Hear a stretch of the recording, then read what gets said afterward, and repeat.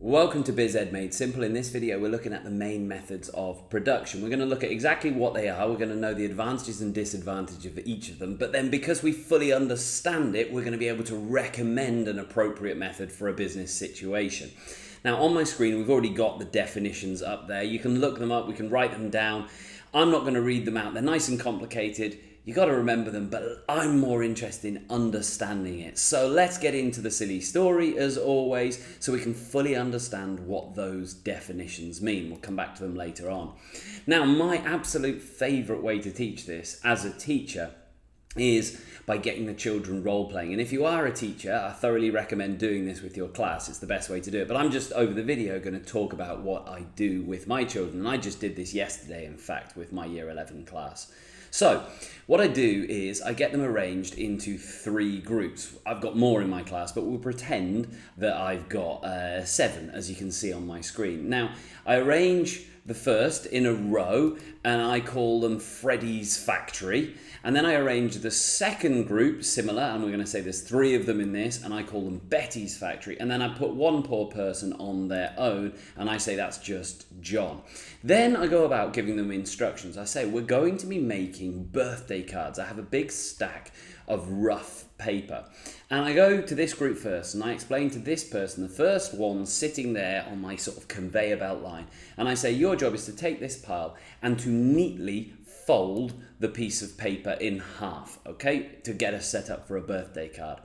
I then say, once you've folded that over, you're going to pass it on to the second person, and that person is going to use black, and they're going to put a generic birthday cake very quickly on the front of it, just a birthday cake. Then I say it will be passed along to the third person, and they're going to open it up, and inside they're going to write happy birthday to and from. And we say you've got to be making as many as you can when I say go, but they're waiting patiently. Then I come to Betty's team, who are also lined up in 3, and I give them the exact same instructions, but I come back to that later on. So I say to the first person, you're going to be folding the paper. The second person, you're going to be drawing a birthday cake on the front. And the third person in this queue, you're going to be writing happy birthday to and from. And again, I give the idea that we're in a race and we're trying to produce as many cards. So when you've done your folding over, you get another piece and you pass it down the conveyor belt.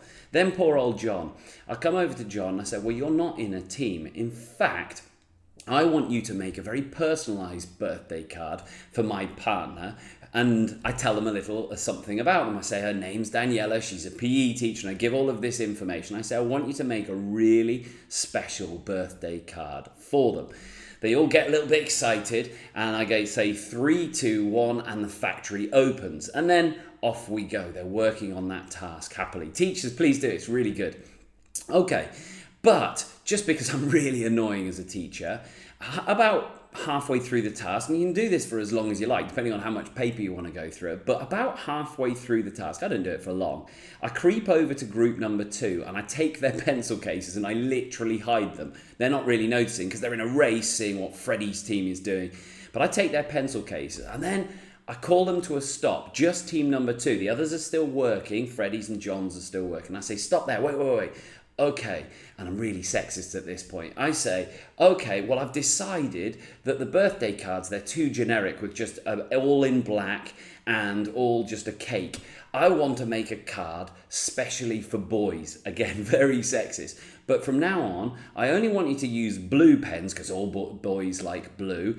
And I want you, instead of a cake on the front, I want you to draw a blue football because boys like football. Again, sexist, I know, I don't believe it, I just get it to get a bit of emotion going on them. So they go, okay, yeah, no problem, they're going to get started on that. But immediately they go to get their pencil case and they look for the blue pen that they now need for drawing the football and writing happy birthday. And of course, I've pinched them. So then they're saying, where are they? And they're having to roam around the classroom, borrowing, and it slows them down. They get very upset about this. That leaves them behind. Ultimately, I give it some more time, they eventually find the pen, and then I call the activity to a stop. Now, when you do this, you're absolutely going to understand everything you need to know about these 3 methods of production. So let's have a look. What we got? Well, team number one, Freddie's team. The F of Freddie stands for flow. Now, if you hadn't worked out already, that is a demonstration of flow manufacturing. And they made, this is real, this is from my lesson yesterday, I just took a photo. They made 16 happy birthday cards. I think there was 16 there, I counted. Have a look at them. We're going to come back to the advantages and disadvantages of those 16 in a moment. Would you like it? Are they special? How much could you charge? Be fair on them. I didn't give them long. I gave them like 5 minutes. Okay, then I come to the second group, Betty's group. The B of Betty stands for batch, because in fact that's what I did. I made them make in batch, whereas Flo just continuously made the same card over and over again. The batch group started like that. They were making the happy birthday down here, but then I stopped them. I said, change everything, get a new pen, search for it, and then they changed, and then they made these boy cards, which were happy birthday in blue with a football on. And of course there, because of the delay in changing over the machine and getting the other pen, as it were, they only made 6, and they were very unhappy. Then we come to the third person, poor old John, who's sitting on his own. And John, called John because the J stands for job. Now, he made a very personalised birthday card, but he didn't even make that because it wasn't enough time to make a beautiful card. But it was the start. So I've said like 0.5 of a card or 0.1 of a card because he ran out of time. But we have got this happy birthday, Daniela. She's a PE teacher. We've got a little joke on there. It's more personalised. Okay, that is the 3 methods then. So the first one where they continuously make it, like the definition, that is flow methods of production. The second one was batch, where they made it in flow and then they stopped and changed and then made a different category. That was batch. And then this was job. It was a very personalized method. From that, that's everything you need to know. Now I'm going to put up this. This is almost more than A-level. If we look at this list of things, you could add more to it, you could add less to it, you could argue with it now because you say, well, I'm not sure if that's true, because you should feel it and understand it. But this should give you a good understanding about the advantages and disadvantages of them. So if we run through it quickly, you can pause and read it. But the speed of production, well, job, of course, is very, very slow. It's slow to make that birthday card because it was having to listen to the instruction about the Daniela. It was having to make it personalized, think up the design and all of that. Batch, well, this is where we need to be careful in exam questions. People say it's fast. Well, that's terrible because it's faster than job, but of course it's slower than flow. So make sure in your answers you're saying relative terms, faster. And look at what they're comparing it to in the question. Don't just say, well, the book says fast. Well, compared to what? They're relative terms. But we can certainly see then, because it made 6 compared to not even 1, it's faster to produce than job. But compared to the flow, which remember made 16, it's slow.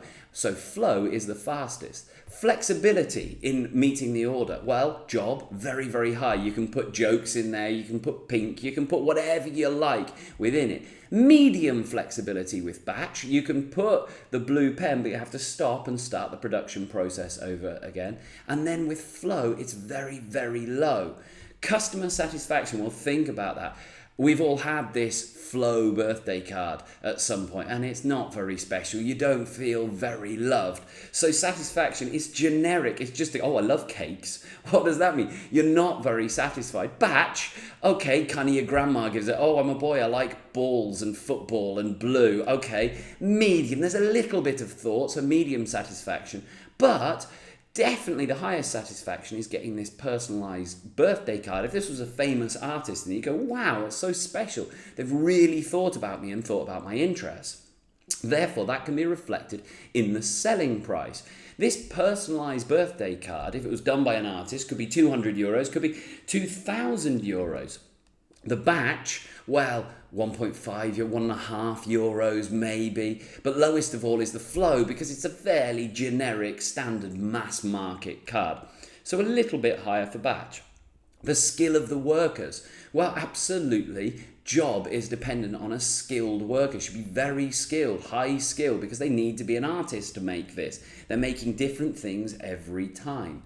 The batch, well, medium skill. They have to do 2 different things. They have to do it in blue and then they have to do it in black. They have to change over the ink, but nothing too complicated really. But it's perhaps more skill than doing it in flow. And flow, well, lowest skill of all. You might just be folding a piece of paper over and over and over.